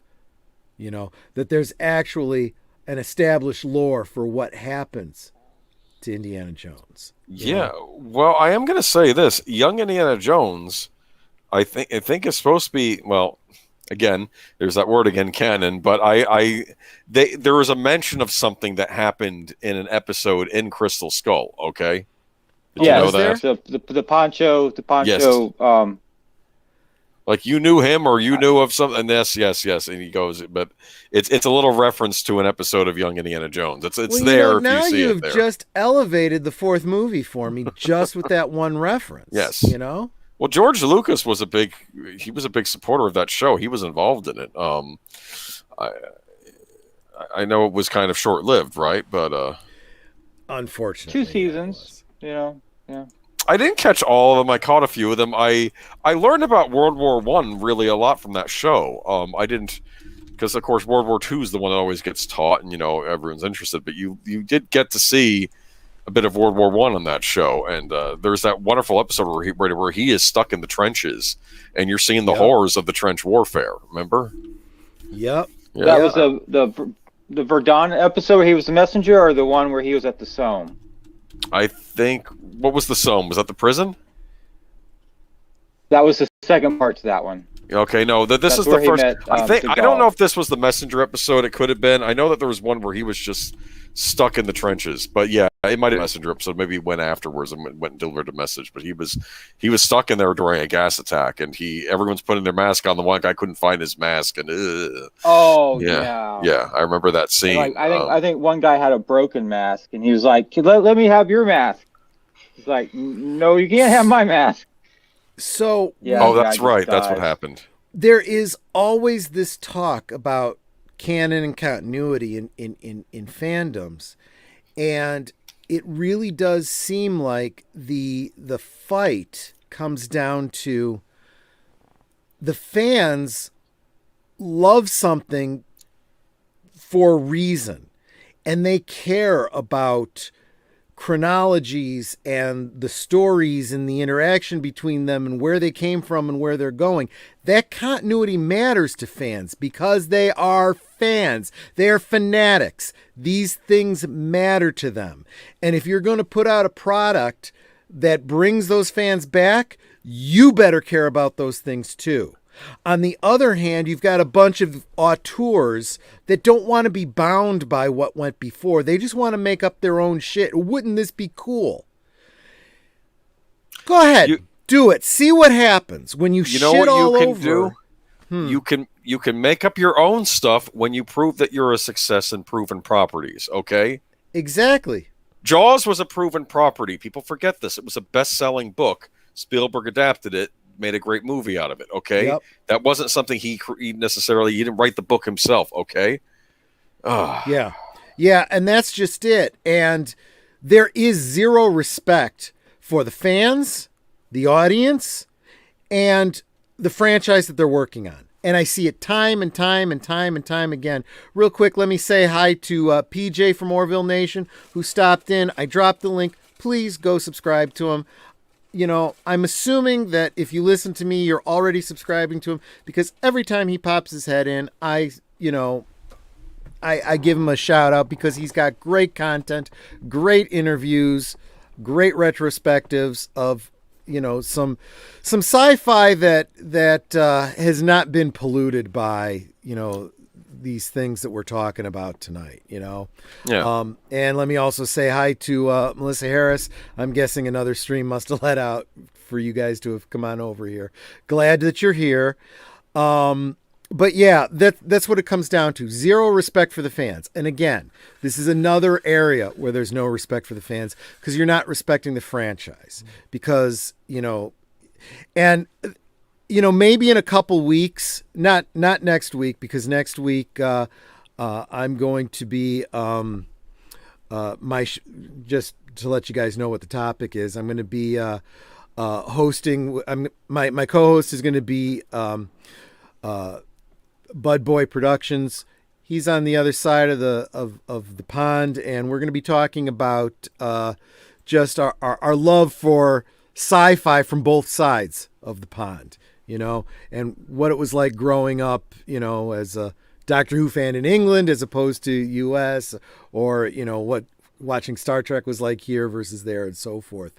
But maybe sometime after that, what I'm going to get into, and it'll also give us some time to get some episodes of Loki under our belt. But I want to talk about this very thing about shitting all over continuity and canon and demonizing fans for caring about it, because I honestly think that that's what the story of Loki is about. It is about people in the movie industry scolding the fans for caring about canon. That's what I think Loki comes down to. Basically what they're saying is these time cops in Loki, that's all you tight-assed fans. relax and enjoy it. And we're going, fuck you. Wow. Okay. That's just my opinion. That's my take on it. Troy. Troy. Yeah, what? Yeah, can you highlight Matty Newey's comment about young Indiana Jones? Oh, sure. Let me, Matt Newey, where are you? At 10:20? Yeah. If you haven't watched it, it's worth watching. Yeah. It's not the films. Keep in mind, it is a TV show. So yeah, but just like the production values are very good on it, but it's not the films. There's him as like an 8-year-old boy traveling through Europe and Asia with his dad, and then there's him as a teenager. He runs away from home. He gets caught up in the Mexican Civil War very briefly, and he makes a friend, and he goes with his friend to Europe to enlist in the Belgian army to fight in World War I. I prefer those episodes over the 8-year-old boy episodes, and most people do, because they're more interesting. And they're very story driven. They're not action driven, but they're well worth your time to sit down and watch. And they're very how would you say, bookended by an older Indy in the modern day, as of the time of the release of the show, kind of telling the story of when he was a kid, So I guess one could argue maybe, the stories are told from his point of view, so you got to take them as his point of view, and maybe they're accurate, maybe they're not. But I tend to think that somebody who cares as much as he does about history and archaeology is going to be as truthful about his own history as possible. I'd like to believe. But yeah, it's. I'm sorry. It is good. I don't know who you've heard from. I did. I said hi to Orville Nation, PJ. And if you have any question, go check it out. I don't know where it is. I don't know if it's on any streaming services or anything like that, but it really is worth your time. And like any other TV show, even the best TV shows, not all of them are good. Some shows are better than others, and I agree 100% with Birdman. The stories when he was 8-year-old, not really as good as the ones when he was a teenager, but they certainly establish lore for the character, and in and of themselves are valuable in that regard. But I think there's a lot of fans that are looking, going, if Indy doesn't lose his eye in this movie, and even worse, if they kill him off, I think people are going to be really pissed. Without losing the eye. Yeah. Oh, well, yeah. Well, you would have had to have... Never mind. You can't do it that way, because then it would interfere with exactly. the continuity. And the fact is, we know Indy survives to the 80s. And if this movie shows him dying in the 60s, then fuck it. It's not continuity. It just isn't. I have wondered if they're going to start doing these errors, if there is a big continuity error like that, is that to get back at George Lucas? I don't know. Well, again, I'm going to have to say a big fuck you then to Kathleen Kennedy and all the people at Lucasfilm, because it's real easy to shit all over the guy that created the thing that you're making money on now, you assholes. Oh, so I guess we have to wait and see. Yep. Let me really quick say hi to some new people in the stream. Samuel Proctor, how you doing? And of course, Leia Plus Size. Thank you so much for being here. See, I don't even think of it as an Indiana Jones costume. This is a jacket and hat I literally wear on a regular basis. It's just, it happens to be, so I just put them on for the show. Absolutely. Indiana Troy. Yeah. I live in Illinois, right next door to Indiana. I just want to say, if anyone else is looking for, like further adventures of Indiana Jones, Marvel Comics made a comic book called The Further Adventures of Indiana Jones back in the 80s. And it's worth your time, and they're good stories. And Rob McGregor wrote a series of books on Indiana Jones. in his early 20s is when they take place. And you can find them on eBay. Just type in Indiana Jones, Rob McGregor. I think they were published by Ballantine Books. There's a small handful of books, but I read all of them back in high school. I enjoyed all of them very well. Yeah. Do you think it's possible we could get reprints of those Indiana Jones Marvel comics if this new movie comes out? I wouldn't be surprised if they're not out there in digital format.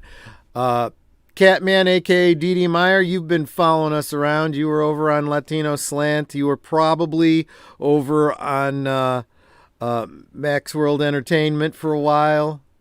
Now you're over here. Boy, you're making the rounds, aren't you, my friend? Super, super appreciate any fan that's willing to put that much effort into stopping by to encourage his favorite YouTubers. You're awesome people. Y'all are. But, and that's just it, right? I mean, this is the way you should be to your fans, right? I mean, look, I disagree with my fans. My fans, like I'm anybody. The people in the stream, you guys could disagree with me, okay? You do, and I might even get into a little bit of a banter back and forth with you. But darn it, I'm never going to make it personal. I'm never going to say, anything about living in your basement or, what, I don't know. These stupid insults, it's freaking ridiculous, right? And I'm not going to cast any kinds of aspersions on you because you like something I don't or vice versa. I might question your taste a little bit, but, you could absolutely do the same with mine. And I kind of don't really have a leg to stand on because I know there's some stuff that I like that's just Netter looks at me like, oh, you're such a guy. But yeah, I mean, this, we really need to have a little bit more respect for other fans because we're coming at something from the same place, caring about the same thing. And we want success for our favorite franchises, don't we? I mean, come on. I was just thinking, I'm surprised they never made an Indiana Jones animated series.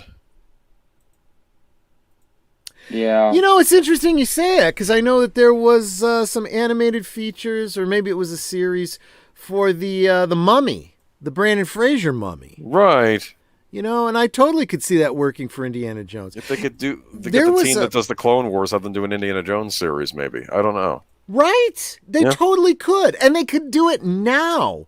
They don't have to, unless they kill off Indy, then F it. Well, because nobody wants to see a prequel about someone who's been killed off. You could have it just be the younger Indiana Jones. You could base it on those Marvel comics. Disney owns Marvel now too. You can get those comics back. It's what was the it might not have been Marvel though. I can't remember if it was like IDW or Dark Horse or somebody had a Dark Horse.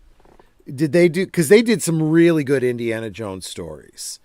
And you can buy those in collected editions. Was that Secret of Atlantis or something like that?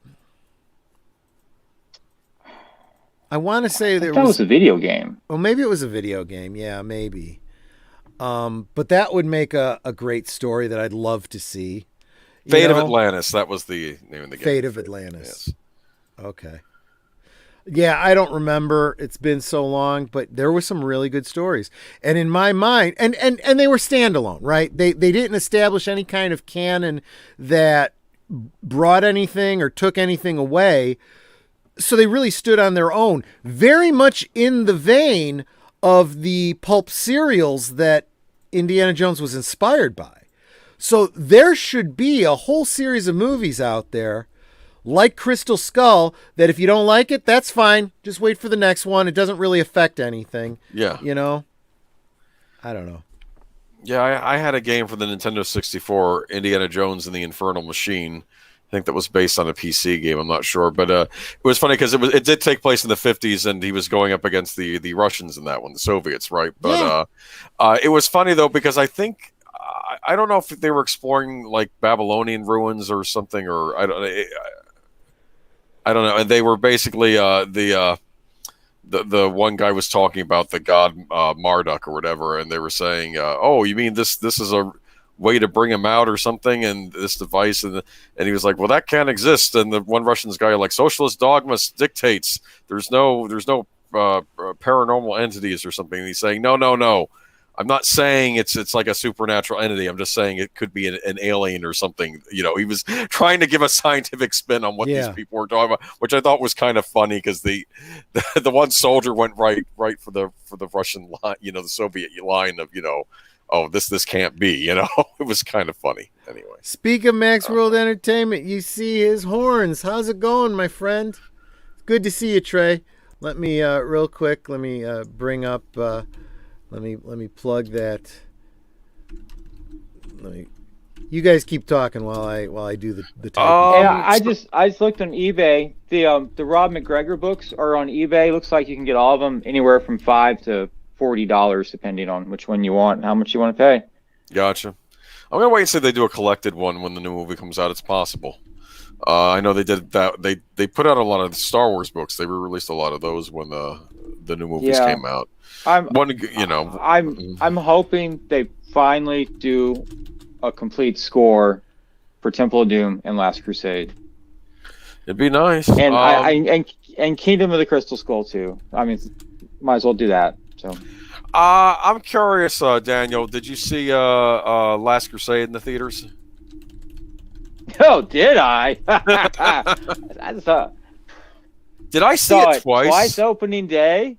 I saw it twice opening day, and then I saw it like twice every Friday for like a month or so after that. I wonder if I saw it twice. Yeah. I don't remember. That was a big deal summer. That was 89. That was Batman. That was Ghostbusters 2, I believe, came out that summer. License to Kill. UHF, nobody saw License to Kill. Society. Nobody went to see License to Kill. It was a bomb. It was considered a bomb at the time. It was License to Kill was considered a bomb. It got my $5. So, one other thing that I want to bring up in terms of Indiana Jones was, and I don't want to spend too much time on it because if you're interested, Retro Blasting does a series of great videos about the Indiana Jones toys and the history, the very challenging history of those toys. They made a lot of really bad choices. I had them. Yeah, and they I had them too. They had this real problem that there were not enough villains. They didn't expand the line at all. There was a lot of things they really didn't think through enough with that toy line.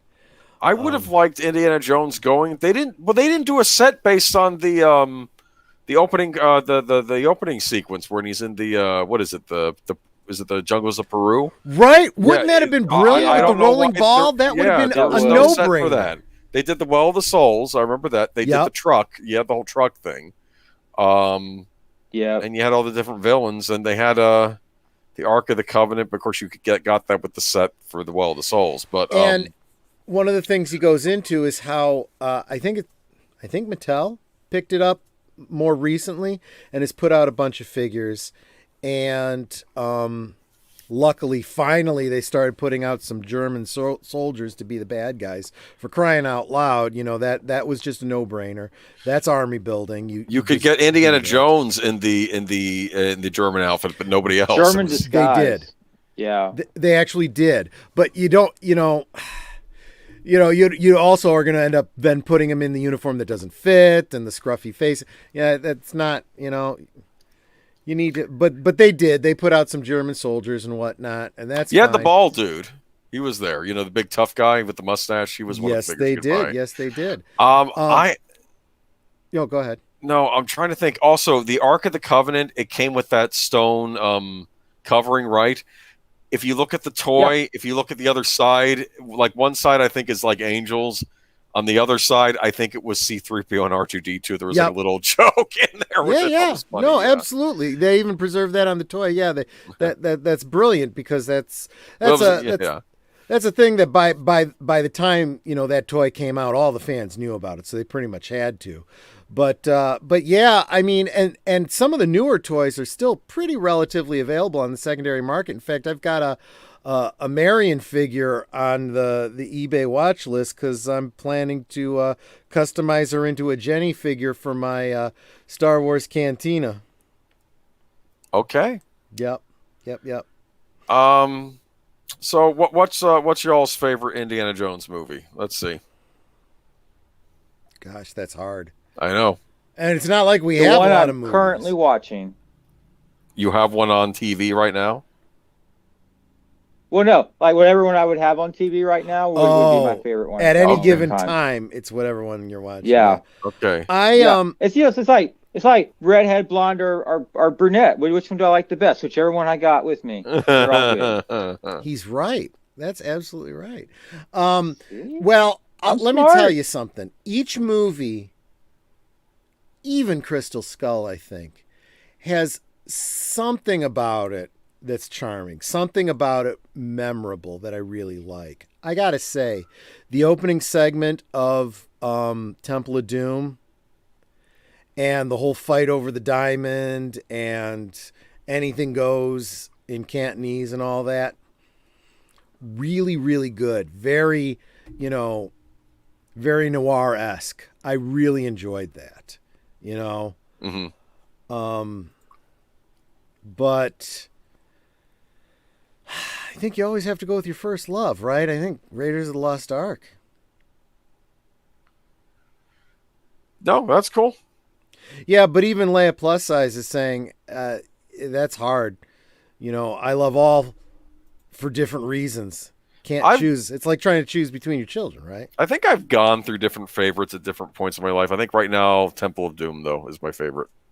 Really? Okay. It's, in my opinion, the pulpiest of the movies. Yeah, and I think I we did a pretty good commentary for that. Leia Plus Size and Zootopia was on with Daniel and I a few weeks ago. We did a Temple of Doom rewatch, and I think Zootopia was pointing out that Indy is not really the fully formed hero that we know him to be in that movie.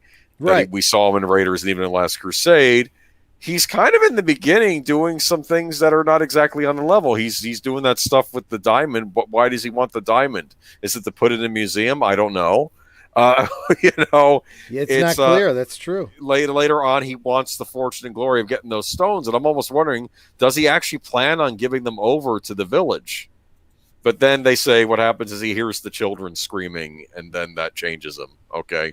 Yeah. That's the moment when he says, okay, I can't look away from that. He could have just taken the stones and walked out, but he heard the children screaming. That is, again, to take that away from Indiana Jones is such a disservice. But I still feel like you got writers that just don't understand those basic concepts. We have a series. Forget the canon of the films. Forget, he served here in this year and in that year this happened. And so he couldn't be there this year because this happened in that year. Just look at his character. Okay? Look at Han Solo, for example. Han Solo, Captain of the Millennium Falcon. I don't do this unless I get paid. Over my dead body, I shoot first. All right, fine, I get it. When he comes back, I won't get in your way. Boy, I mean, that's some growth, right? I'm willing to forego, the patty cake I've been playing with you because I just want you to be happy. That's maturity, Mm-hmm. To get married to the princess, have kids, okay? And then they throw all of that away. It's like, no. What the hell had to happen for that did someone hit him in the head and he got brain damage so he forgot the last 30 years of his life? Well, if you're going by the modern thing, they didn't really share that with us, did they? We just get little blurbs here. It's just bad writing, okay? There's no excusing it, okay? It's your stupid fan fiction because you just don't have the talent. You got all the degrees, you checked off all the boxes in your liberal arts school, and your teachers passed you because you said all the politically correct things in order to get through the class, but you didn't actually learn the skills, That's what I'm seeing in modern Hollywood today. And the ones that really are talented are either so hampered by the system that they're incapable of putting out the stuff they could be putting out, the good stuff they are capable of, or they're saying, F this, no, I will not put up with this shit anymore, and they're leaving Hollywood, whether it's to go do independent work or whatever it is. There was one guy, a country singer actually, who started to get into acting, and he realized that the whole industry was just a cesspool, and it destroyed his family just by being around these influences. He said if he'd realized it sooner, he never would have gone down that path. Gone where? To Hollywood? Yep. Okay. Yep. He would have just stuck to singing, and when his singing career was over, he'd retire, And it's a shame. I feel like Hollywood really did destroy his family like a wrecking ball. So who I'm talking about. Okay, interesting. Yeah, you're probably. I know what you're talking about. Yep. Yep. And just look at any kid actor that came out of Disney and what the hell happened to him. Well, Shia LaBeouf came out of Disney and he got to be in Indiana Jones, and I rest my case. Yeah, Demi Lovato's doing really great things these days. Yeah, she was on James Gordon doing some kind of COVID musical number. It was not. Oh, I said the bad word. Sorry. Oh, I don't care. Although I don't call it that anymore. As far as I'm concerned, it's the Wuhan virus. Nobody is going to tell me I can't call it that. That is the naming convention that we have used for as long as we have had a taxonomy for viruses. That's what it should be. I don't bow to. I do not stand in the face of evil. I do not stand by in the face of evil. So the CCP can eat my farts. Actually, that's another thing. Is this another one of these movies, this one coming up, that they're going to have to try and sell worldwide, including to... Are they still chasing that Chinese dollar? I don't know.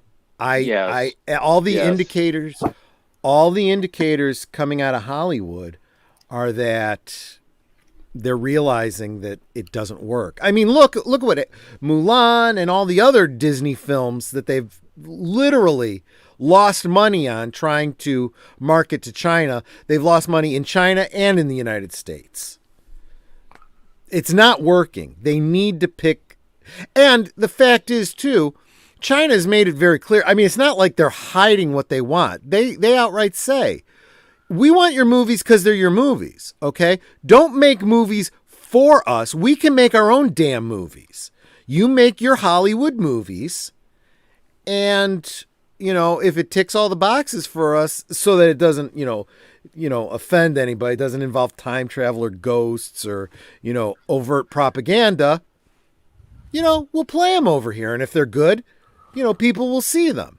But that's not how Hollywood thinks. They want to prostrate themselves for China, and China has no respect for that, and the U.S. doesn't have any respect for that either. I'm curious. Did China get Avengers Endgame because of the time travel? I don't know. I do not know. Okay.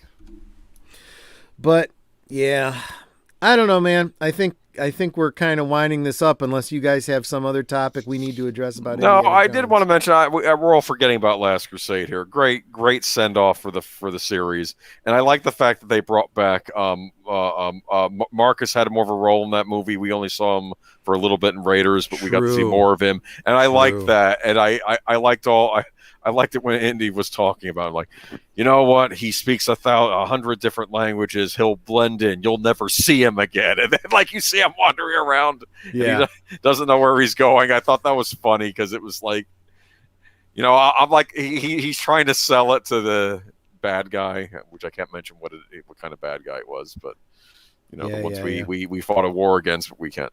Well, now. Well, go ahead. I heard online, so it must be true that Sala is coming back for the new one. Who? Sala. Oh, nice. John Rhys Davies. Nice. That would be good. Which I don't know if they would hire him because he's a very conservative person. Really? But I don't think he said anything overt to cause any kind of Twitterazzi thing. Does he have a Twitter account? Was he? I don't know if he's on Twitter. Probably not. Probably not. You got to get on Twitter, John Rhys Davies. Come on. He's a pretty smart guy, so I don't. Yes, he is. Yes, he. Don't you want to help your career? Get on Twitter. And you know, the line that I loved all of the trials, you know, leading up to the Grail, right? You know, only the penitent man shall pass, the leap of faith, all of that kind of stuff. But I think what I found the most impacting was the choice of the cup, right? Where the Russian chooses a cup and it's beautiful and it's golden. You mean well, no. He was an American who picked the cup. Was an American. Oh, that's right. He was working for the other side, but he was a traitor. Yeah, he might as well have been. Just just like John Cena is Chinese now, as far as I'm concerned. You know, he chooses, and what does the knight say? You chose poorly. Chose poorly. And I swear, I look at all the choices that Lucasfilm has made since it was sold to Disney, and I look at James Mangold, and his first decision was to go after a fan on the internet. James Mangold, you have chosen poorly. And this is, you've already set a stage. You can't afford to be starting out in the negative. And unfortunately, this film already is. First week of production, and you've already pissed off the vast majority of fans. You know what's interesting? All this talk, and we don't even know what this movie's about. At this point, don't care. Go ahead. At this point, I do not care. But we'll be watching, and I will be happy to comment every time they come out talking about, you know, the new chick wanting to burn her bra, or, you know, being at some sort of a rally, you know, when she runs into Indiana Jones. And I'll go, there you go. Everything we're afraid of. I say that in inverted commas because we're not afraid. I'm waiting for the scene where someone asks her what for the cup of coffee, right? Right. Yeah. They'll have that in there. Exactly. I'm sorry. We'll see. I don't know. We'll see. Go ahead, Dan. You were going to say something. The director's comments. This is, for me. This just goes straight back to, one, Kathleen Kennedy, and then Bob Iger, but it's not Bob Iger anymore because all he has to do is call up Rian Johnson or whoever and say, you stop this right fucking now or you will not work in this town again. Because the CEO of Disney has to make 5 phone calls and you will not work again. Well, it's interesting because... Stop making fun of people. Stop antagonizing people. You're paid to direct a movie. You will direct this movie and keep your goddamn mouth shut. It is interesting. It is interesting. Andre from Midnight's Edge made this it was speculation based on nothing, but reasonable expectation is that Bob Chapek or somebody probably got to him and said, stop this shit now. And a lot of those comments have come down. So 20 hours worth of but his... they still exist. I mean, they're still there. Sure. Just, it would take more effort than I care to bother with to try and find them myself. But you're right. They are out there. But he at least made the effort to stop and take down comments and stuff like that. But let me tell you, I do think that Disney is starting to wise up on these things, going, we cannot afford this shit. But at the same time, I still feel like this is the last thing that Kathleen Kennedy has control over. You know, if she doesn't have her contract extended come October, this is the last thing she touches. And she is looking to leave her stain on it. Yeah. But as I had said months ago, I said it may very well be that Indiana Jones was the sacrificial lamb being given up to Kathleen Kennedy to get her to stop and go away. Fine. We'll let you do the last Indiana Jones movie and then you're fucking out. I suspect that's probably very close to true. We'll know for a fact. We'll probably know for certain by the end of the year, correct? Yeah. And, and soundtracks, watch the GDs, okay? You know, that's. I'm sorry. No, I have no problem with all the swears, but that one, let's not do that, okay? But, you know, I mean, because, you know, Ark of the Covenant, melt your face kind of stuff. You got to be careful with that kind of stuff. You know? That's true. But yeah, so that's really all I had to say about that. I wanted to get that out there. Just remember that, for crying out loud, not only quit shitting on the fans, but if you are a fan and you disagree with the comments, at least have the intellectual honesty and empathy to understand where we're coming from with this. We have been burned time and time again by Lucasfilm and Disney and Kathleen Kennedy. Okay, understand our trepidation. And we see it happening again. I mean, this is no different than, although certainly not as big a thing, you know, a war veteran, you know, hearing, you know, fireworks going off on the 4th of July, okay? Have a little compassion and understanding for our natural reaction to these things, okay? Doesn't mean we're haters. Doesn't mean we want it to fail. Quite the contrary. We don't want it to fail, but we see all the signs that it's going to. This Mangold tirade is like he's out to make sure that it fails. You know? But anyway, that or the alimony check bounced that day. Maybe that's it. Maybe if it tanks, he can say to the judge, "Look, I don't have the money for this. I don't make the kind of money you guys think I do. You need to lower my alimony check." But so yeah, tomorrow night, Saturday, I'm actually looking forward to over on Latino Slant. We're going to have a members only hangout. So, you know, membership is worth the price of admission. Go check out Latino Slant. And if you like what he does, by all means, you know, subscribe, because it's totally worth it. But then right after that, I will be over on Big Al Presents with these guys down here and Netter over there. For and Netter's waving high. For Close Encounters of the Third Kind, another John Williams score, another Steven Spielberg classic, really. Which cut? I don't know. You'd have to. There are 3 different cuts of this movie. I have not a clue. There's the director's cut, there's the special edition, and the theatrical cut. I can do either. I have access to them, but we'll need to know that information. But yeah. The one with the walkie-talkies. For the love of Pete.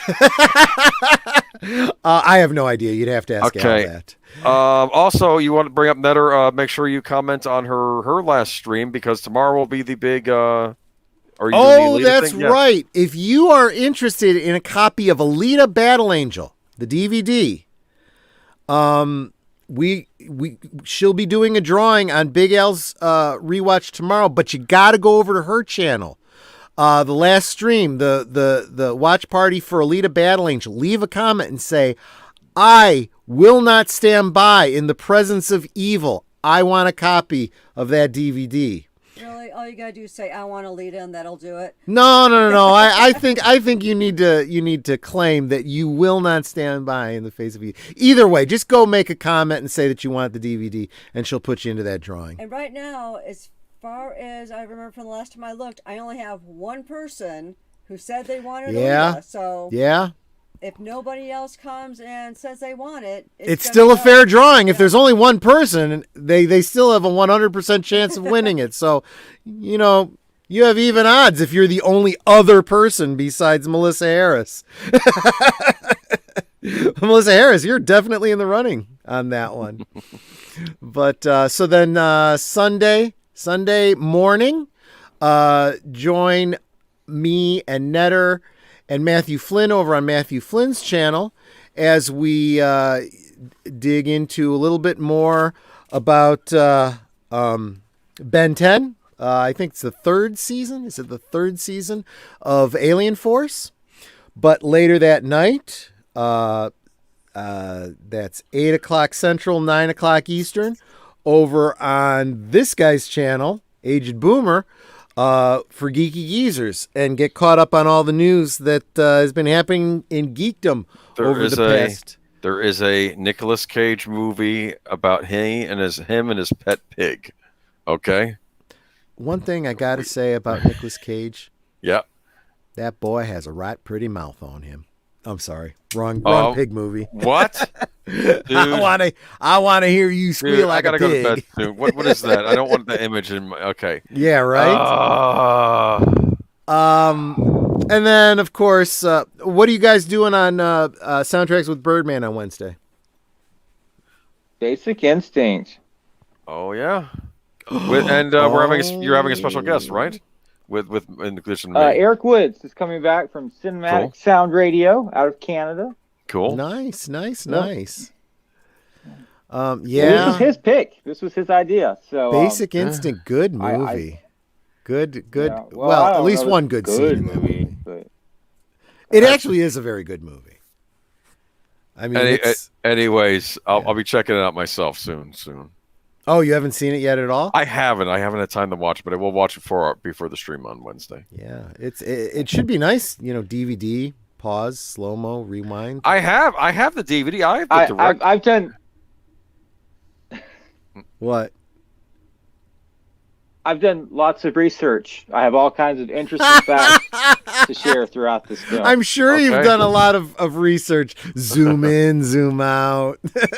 Not that kind of research. Nope, not that kind of research.